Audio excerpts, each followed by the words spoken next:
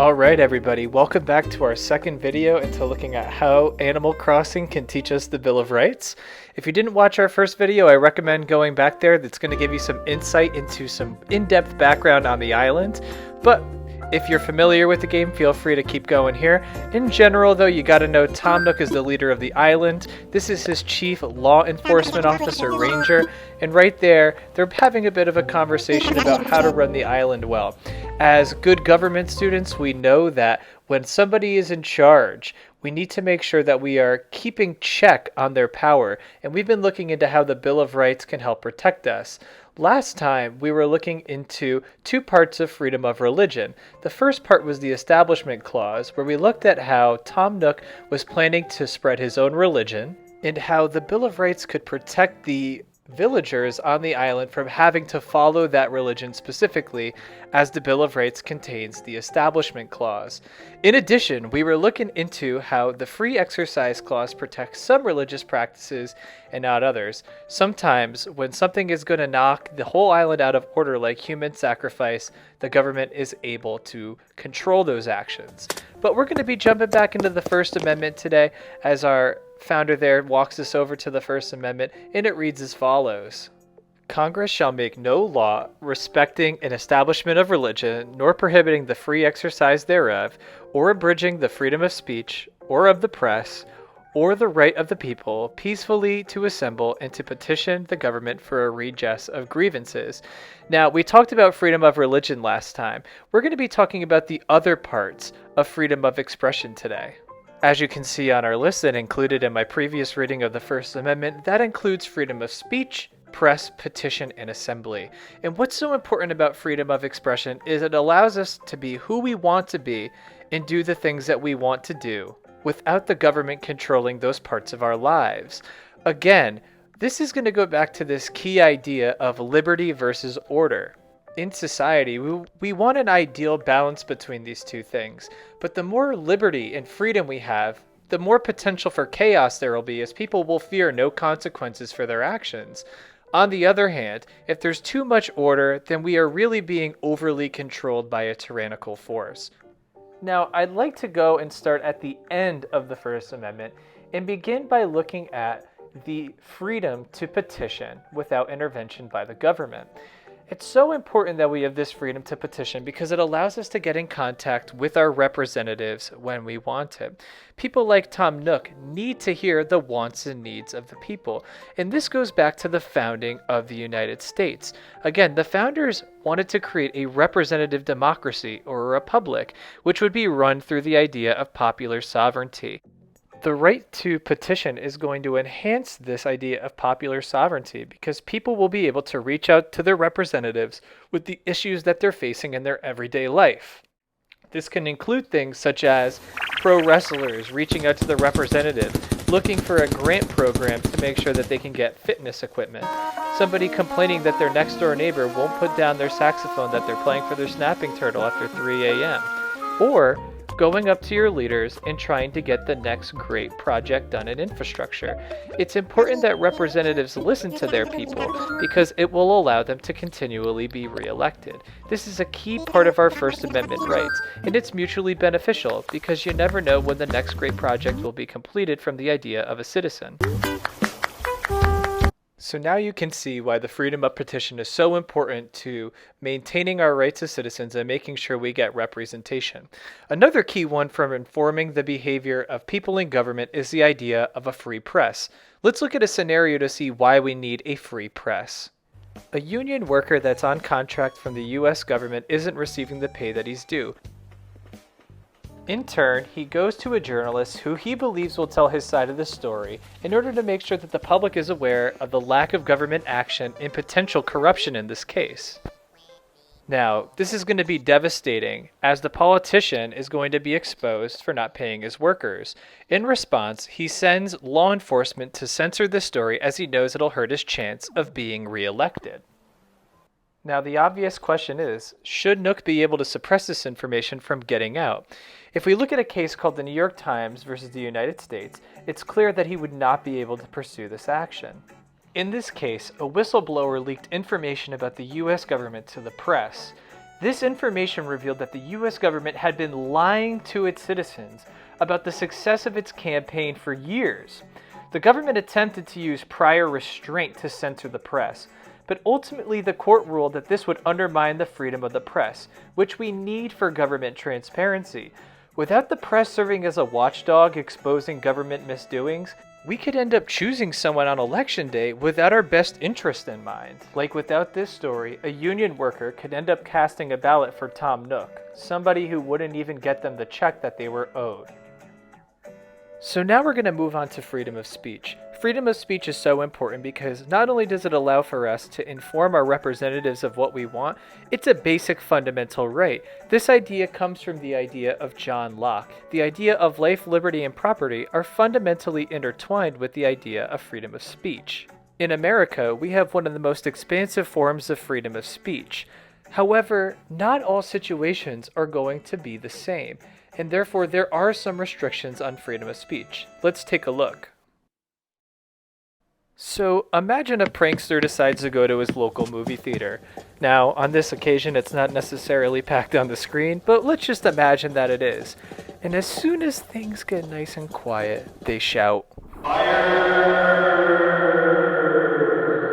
Which, of course, is going to send everybody in their right mind running for the exit. So this kind of speech is not necessarily the one we'd like. Is this type of speech protected? Of course, as you can imagine, this kind of speech is not protected by the Constitution because it creates a clear and present danger.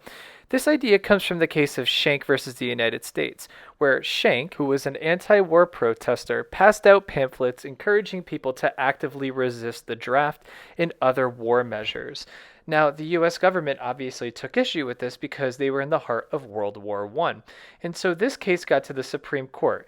Did Schenck have the right to speak out against the government, even though it may risk the efficiency of the draft? When we talk about the Schenck case, it's important to remember that balance of individual liberty and order. Think, if everybody were able to shout fire in a crowded theater, how would we maintain a sense of order in the United States? So, in this case, Schenck was not allowed to pass out these pamphlets and in fact was arrested under the Espionage Act and had to serve time in prison. This is because his speech was not protected as it created a clear and present danger. Now, the clear and present danger test isn't the only way that the government has made a statement on how to maintain order when it comes to limiting freedom of speech. For example, one form of speech that's not offered protection or guaranteed protection at all is the idea of commercial speech. Let's imagine that Timmy and Tommy, who own Nook's Cranny, put out a sign advertising that they have a life-curing rice cooker in storage. Now, after purchasing one of these, if a customer were to pass away, you can imagine they would be pretty upset at Nook's Cranny. And so say somebody were to accuse them, the government has every right to shut down those advertisements. Nook's Cranny can't claim that that is a form of speech and that they have to let their commercials stay up on the radio waves. So at any point, Tom Nook could send in his right-hand man to have that advertisement pulled down. This is very similar to a real-life situation that you may have heard of before. Cigarette companies used to advertise that cigarettes made you cool, made you healthy, and ultimately the government found that allowing that sort of commercial speech to be out there was not going to benefit the people whatsoever. Thus, the government had the ability to shut down that interpretation of free speech in order to maintain a sense of order. Another form of speech which isn't guaranteed protection is obscenity. If you, for example, put things out there that include nudity, inappropriate language, the government has the ability to restrict those things. For example, in Animal Crossing, a game rated E for everyone, they want it to be a welcoming place and therefore there's no dialogue including curse words. And don't expect to win a case for freedom of speech against Nintendo if you use bad words in the online setting. Let's tilt the scales back the other way though and explore how some individual liberties have been protected through interpreted forms of freedom of speech. Let's imagine a scenario where Tom Nook encourages many of the island's residents to put American flags throughout the scenery. Not only does he think it improves the landscape and gets us closer to getting a 5-star rating, he also thinks that in general it boosts a sense of patriotism and makes all the islanders come together as one. However, one of the people on the island didn't like this idea so much and thought to protest. So they burned their garden down. Now, it was their own property, and they felt as though it was their right to do so. Of course, Tom Nook wasn't having it, and he wanted to shut this action down. So the question here is burning patriotic displays protected speech? Now, the thing is, this is a form of speech. It's what we would call symbolic speech. And when they decided to burn down their own garden, it would be a protected form of speech, as it is an extension of our First Amendment rights, as long as it does not create a clear and present danger. I want to show you another example with my personal favorite villager, Filbert. I mean, come on. Look at him. He's adorable. So let's say Filbert wore a shirt to school that talks smack about Tom Nook's greedy tendencies. Would that be a protected form of speech even if it's in school? Well, just like the burning of the patriotic flag garden, students can also express their freedom of speech through symbolic speech, as long as students are able to make sure that it doesn't disrupt the school process.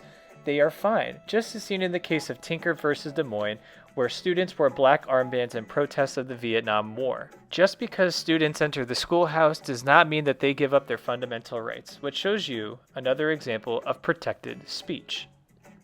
And so, Filbert, my precious little friend, you are okay. Now, last but not least, sorry, this is a long video. Anyways, we're going to be looking into freedom of assembly, protected by the First Amendment. Freedom of assembly gives people the right to come together, and I now need to introduce you to one incredibly important figure. That's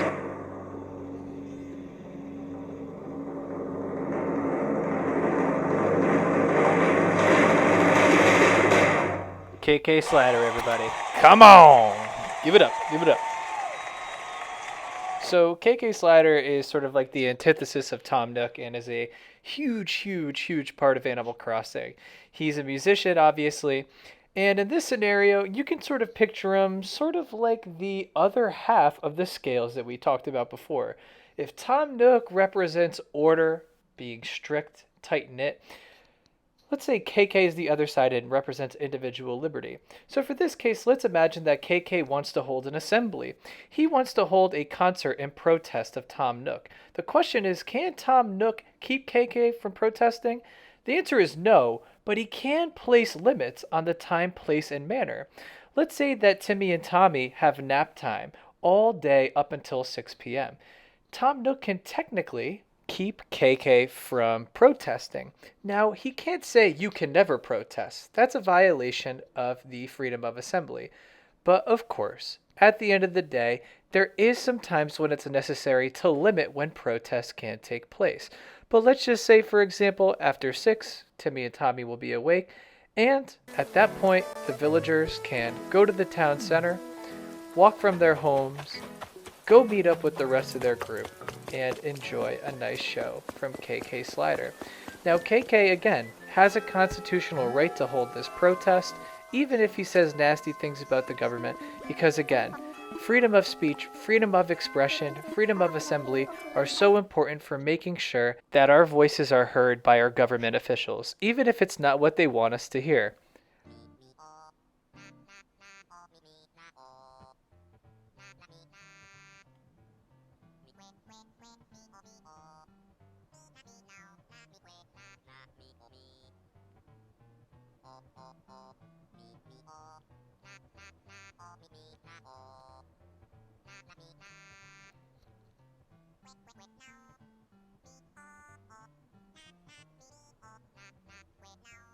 Thanks for coming, everybody.